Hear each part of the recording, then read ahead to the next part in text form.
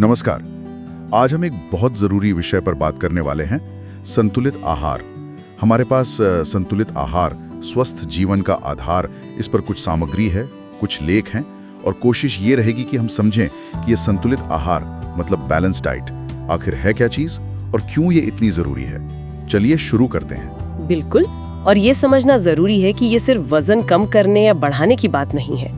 हम देखेंगे कि सही पोषण हमारे मन पर, हमारी एनर्जी पर कैसे असर डालता है और कैसे छोटी छोटी आदतें भी ना सेहत में बड़ा बदलाव ला सकती हैं। तो सबसे पहले ये संतुलित आहार होता क्या है? मतलब जैसा आपने कहा, सिर्फ सलाद खाना या मीठा छोड़ देना तो नहीं है ये। नहीं, बिल्कुल नहीं। सामग्री भी यही बताती है। संतुलित आहार का मतलब है शरीर को सही मात्रा में और सही अनुपात में सारे जरूरी पोषक तत्व मिलना। अच्छा, जैसे कार्बोहाइड्रेट्स, जिनसे हमें रोज काम करने की ताकत मतलब ऊर्जा मिलती है। हाँ, प्रोटीन जो हमारे शरीर की टूट फूट ठीक करते हैं, मसल्स बनाते हैं। फैट्स यानी वसा जो एनर्जी स्टोर करते हैं और हार्मोन्स के लिए भी जरूरी हैं। सही। और फिर आते हैं विटामिन्स और मिनरल्स, इम्यूनिटी के लिए, हड्डियों की सेहत के लिए, ये सब। और पानी तो है ही, मतलब वो तो हर चीज के लिए जरूरी है। तो इन सब का सही बैलेंस वही है संतुलित आहार। और यहीं पर शायद आज की तेज जिंदगी में हम चूक जाते हैं, है ना? सुबह का नाश्ता अक्सर गोल, दोपहर में बस एक कप कॉफी पी ली और रात को फिर थके हारे घर आए तो हाँ, जो भी पैकेट में मिला या जल्दी बन गया वो खा लिया, अक्सर तला भुना। और हमारे स्रोत इसी पैटर्न को जोड़ते हैं, थकान से, इम्यूनिटी कम होने से, वजन बढ़ने, डायबिटीज जैसी बीमारियों से और यहाँ तक कि डिप्रेशन जैसी मानसिक दिक्कतों से भी इसका लिंक बताया गया है। ये सोचने वाली बात है कि हमने वाकई में एक पूरा संतुलित खाना आखिरी बार कब खाया था। ये तो वाकई चिंता की बात है। और इसका असर सिर्फ महसूस होने वाली चीजों तक नहीं है। विज्ञान क्या कहता है इस बारे में? स्रोत कुछ आंकड़े देते हैं? हाँ, बिल्कुल। विश्व स्वास्थ्य संगठन मतलब WHO के अनुसार दुनिया भर में करीब 60% मौतें उन बीमारियों से होती हैं जो सीधे खानपान से जुड़ी हैं। 60%? ये तो बहुत बड़ा आंकड़ा है। हाँ, जैसे दिल की बीमारियां, डायबिटीज वगैरह। और दिलचस्प बात ये है कि कुछ किताबें जैसे हाउ नॉट टू डाई हैं या हार्वर्ड की eat drink and be healthy, ये सब इसी बात पर जोर देती हैं कि भोजन सिर्फ पेट भरने के लिए नहीं है, ये दवा की तरह है, बचाव कर सकता है। मतलब फूड एज मेडिसिन वाली बात। बिल्कुल। मुद्दा किसी एक चीज को पूरी तरह बंद करने का नहीं, बल्कि सही संतुलन बनाने का है, सही चुनाव करने का है। सही कहा। और ये संतुलन की बात, ये हमारी पारंपरिक खाने की थालियों में भी तो दिखती है ना। जैसे भारतीय थाली, उसमें दाल भी है, चावल या रोटी भी, सब्जी भी, दही भी। हाँ, एकदम सही उदाहरण है। दाल से प्रोटीन मिल गया, चावल रोटी से कार्ब्स, सब्जी से फाइबर और विटामिन्स, दही से प्रोबायोटिक्स, सब कुछ एक साथ एक बैलेंस में। और ऐसा ही कुछ भूमध्य सागरीय आहार यानी मेडिटेरेनियन डाइट में भी दिखता है, जिसे अक्सर सबसे सेहतमंद मानते हैं। उसमें भी क्या है, खूब सारी सब्जियां, फल, ऑलिव ऑयल जैसा अच्छा फैट, मछली और प्रोसेस्ड खाना कम से कम।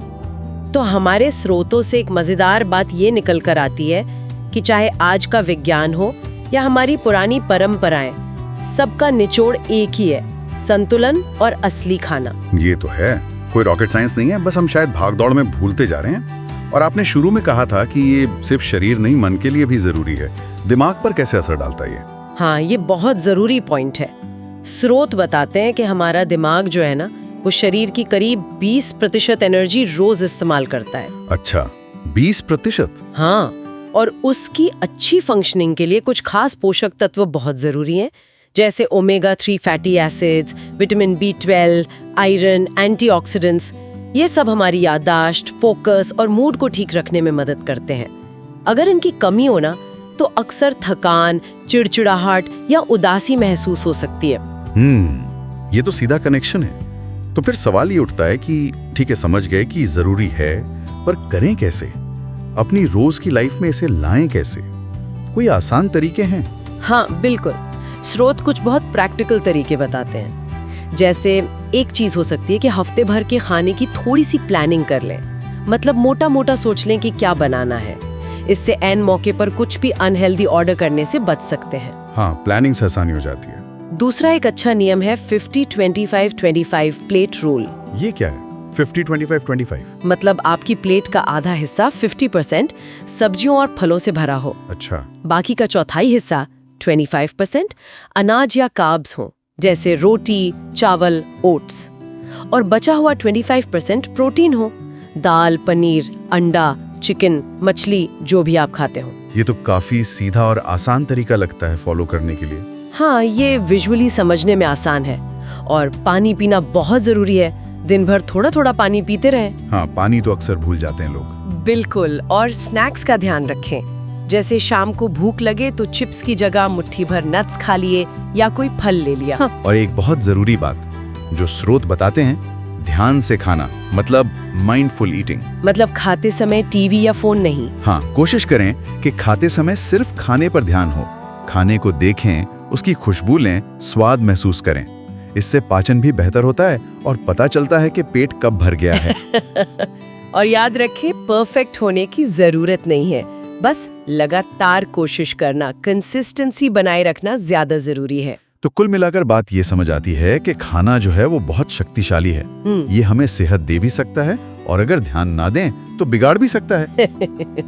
संतुलित आहार कोई आजकल का फैशन नहीं है, ये सेहत का एक बुनियादी नियम है जो हमेशा काम आता है।